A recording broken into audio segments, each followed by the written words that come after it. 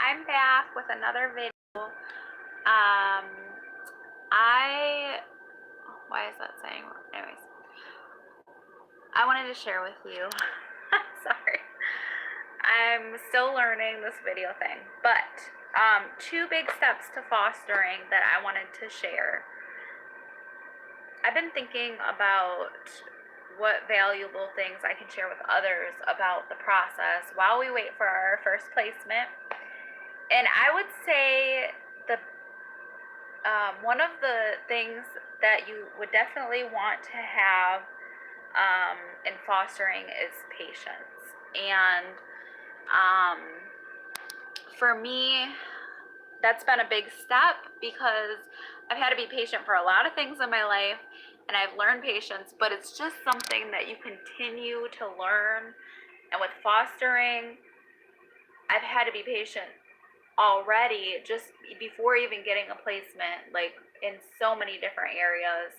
And it's just preparing me to be patient with the children, with court when it comes up, with bio parents. There's just so many things in foster care that you have to be patient for. So to me, that's a step because it's a lingering step, and we just need to be patient and learn to be more patient. So if there's something you can do in the meantime while you're waiting, just focus on that. Try to see what other ways that you can be patient in this process. The other thing I wanted to share with you guys is taking what others say with a grain of salt. So, sorry guys, this is real life right here, just sitting on the couch. Anyways, with a grain of salt, okay? People have all kinds of opinions. Thankfully, we've had some really good opinions, like good feedback, I should say, to us. And a lot of people try to be nice, and people don't always understand. We all go through different things in life. We have to be understanding. I should add understanding to that. Understanding is more precious than gold. Like, it's very important just to try to understand where people are coming from when they give advice, and just try to explain things to them, because they probably legitimately just don't understand. And maybe you can help them understand, but don't expect them to understand. Know that this is your journey. This is the path that God has pointed you to. Just what you need to do. Be confident in yourself. We don't need other people's opinions to make us confident. And it's nice when we have a community and when we have people that understand, we have people on our side, but there will be people that will understand and will be on your side. And it's important to get involved with different fostering communities in your neighborhood or your area. So call around, look online, look things up, foster on Google, whatever, Yahoo, Swagbucks, whatever you do. So a couple other things I wanted to share with you guys is questions about foster care. I'd like to know any questions that anybody has. I'm not very experienced. I'm still learning, but I do have some insight on our journey, and just maybe some questions I may have. So one question here is, what's been the easiest and hardest part of your journey? And I don't know if I've shared this with you guys yet, but let's start with the easiest part. I would say the easiest part of our journey is just knowing that we have the capability of making such a difference in the lives of these children, their families, other people, by loving these children, caring for them, having a good attitude through it, and leaning on God when it's gonna go terribly wrong. Just knowing what's to come, and that God is like pointing us that way. That is like the easiest part of our journey. Like, it's so rewarding. It's part, like, God gives us so much joy already, but just like letting us be able to do something that it can just bring so much joy, and knowing that it's just so rewarding. It's such a immediate rewarding experience. So yeah, that's definitely, I would think, the easiest. The hardest part of our journey, again, patience. Waiting to get our license. We started our classes 6 months ago and just got our license. Let's see, it was today's Wednesday, so tomorrow will be a week. Just got our license a week ago, and yeah, I didn't think we would be one of those families that had to wait a long time. We did things right away for the most part. You know, we thought after our home study, okay, like, it's like coming up, and they said like, okay, 3 weeks or so. And you know, things don't always go as planned. It's nobody's fault per se. It's just the way things are supposed to go. Everything happens for a reason. That's what I believe. And you know, it's not always easy, but we learn things in the process. And yeah, so that's been the hardest part. We're still waiting for a placement. In the meantime, we still have things going on, but it's like at the top of our list. We're like, oh, is it a placement? Every time the phone rings, you know, we're excited. And one thing too is when you get a call, and I don't know if everywhere does it this way. I'm guessing they do, because it just seems like the way that it's done. When you get a call, a lot of times it's, okay, will you take these children or this child? This is the facts about them. You know, are you willing to have them come to your home, and things like that? And then you say yes or no. So if we say yes, then they have to call us back and say whether or not we got picked, because the caseworkers, they will contact different agencies and in different counties and things, and they usually pick the closest family to where they are. So it's, you know, it's, if you don't get picked, it's just one of those things, and you move on. We haven't even got a call to even get picked yet. I just want to call whether we get picked or not, just to know, like, okay, we got our first call, you know. But at the same time, I don't want any children going through anything bad.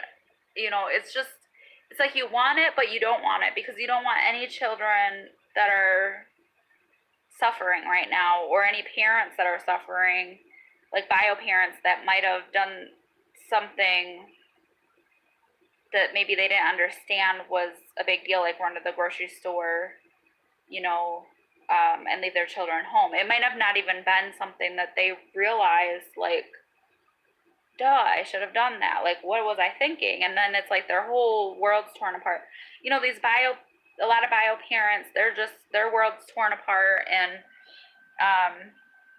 too, and you know, we're here for the kids, and but we're also here for the bio parents when we can be. Now, there's just not really any hope, you know. I guess there's always hope, but I mean, there's some really bad things out there, you know. So all I'm trying to say is, I'm trying to be clear here, sorry, is that some bio parents, you know, let's say there's a scale from 0 to 100.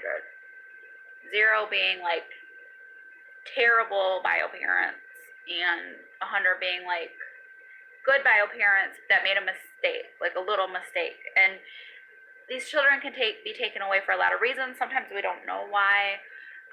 And the other thing too is, you can have bio parents that don't have the money to take care of their kids right now, and it breaks their heart to have to see them go, but they know it's for, you know, the best for now, and maybe they can get back up on their feet, and maybe they got sick, or who knows, like some people don't have family, friends to really help them when they fall and bad things happen to them. They've had maybe a bunch of bad things happen. But anyways, getting back to the children and to the foster parents, all I'm saying is let's have compassionate hearts, but anyways, yeah. So for the children though, our heart breaks to see these children hurt, abused. If I could, I would take in 100 children, but that's obviously not possible. That won't be good for any of us.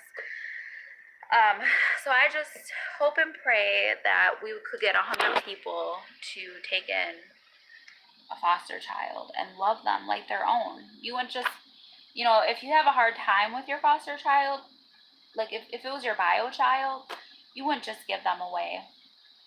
You would advocate for them. You would work with them. You would do everything you can for them.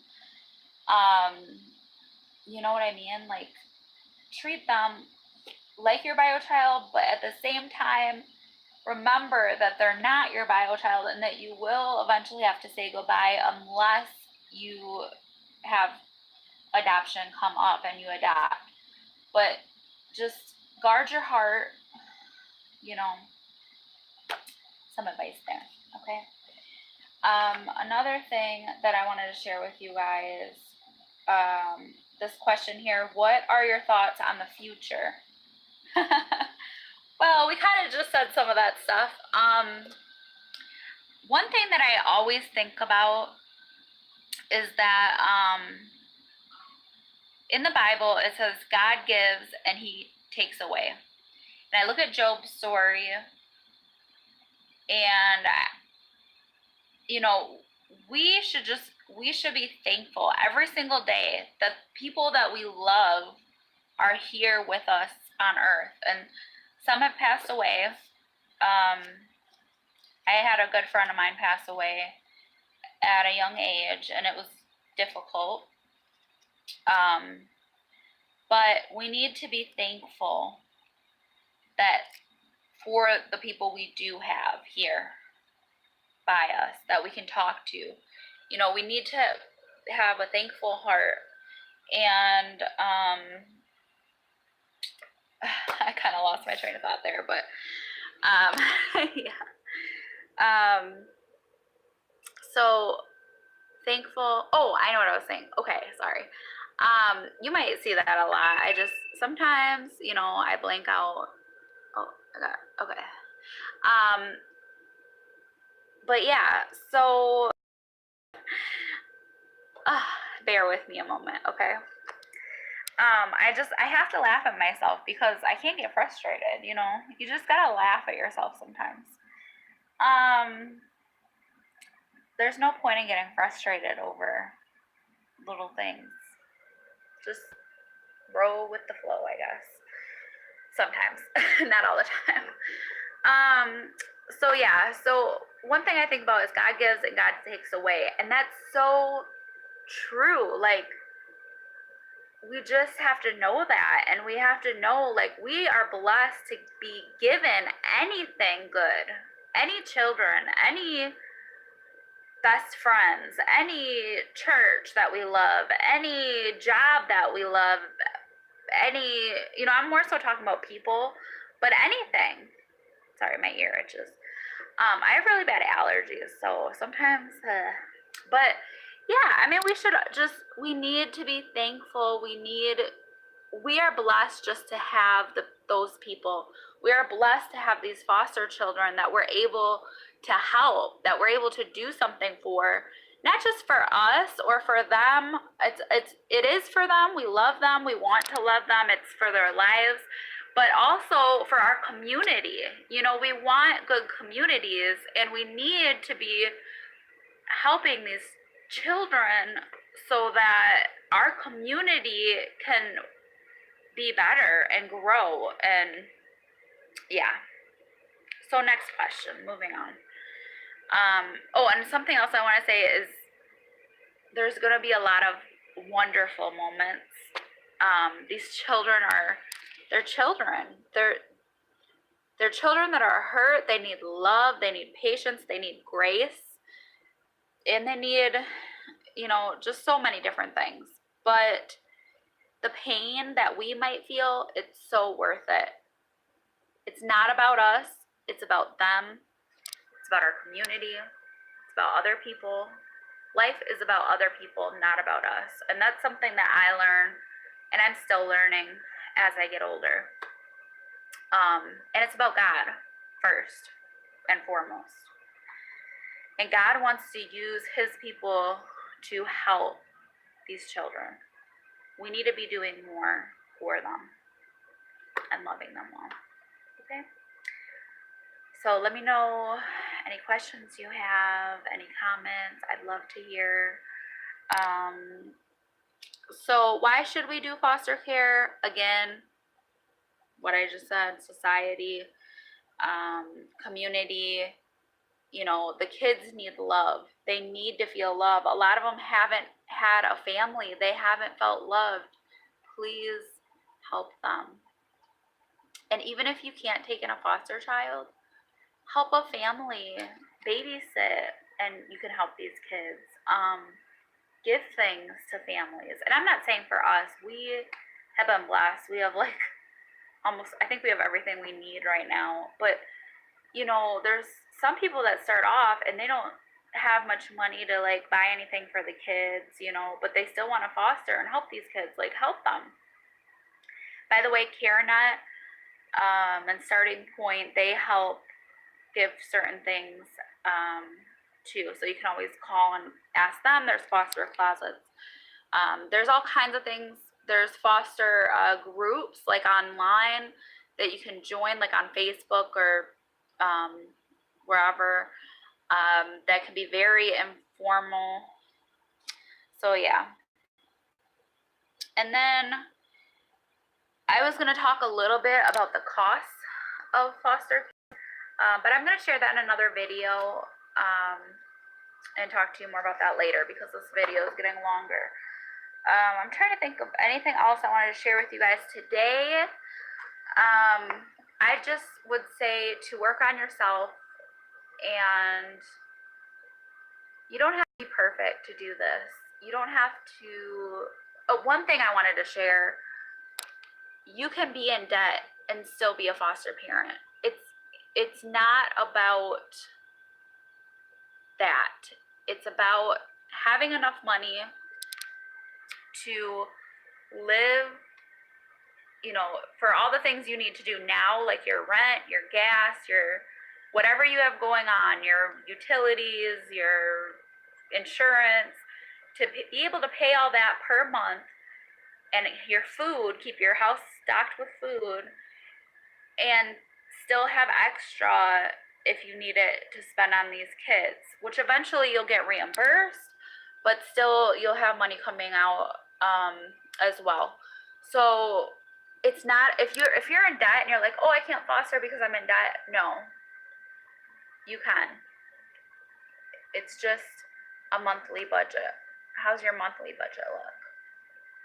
So we have a lot. I have a lot of debt. I regret decisions I've made in the past. I thought that might get in our way, to be honest. But I'm thankful it hasn't, because my heart is to help these children, and I would do anything I could for them.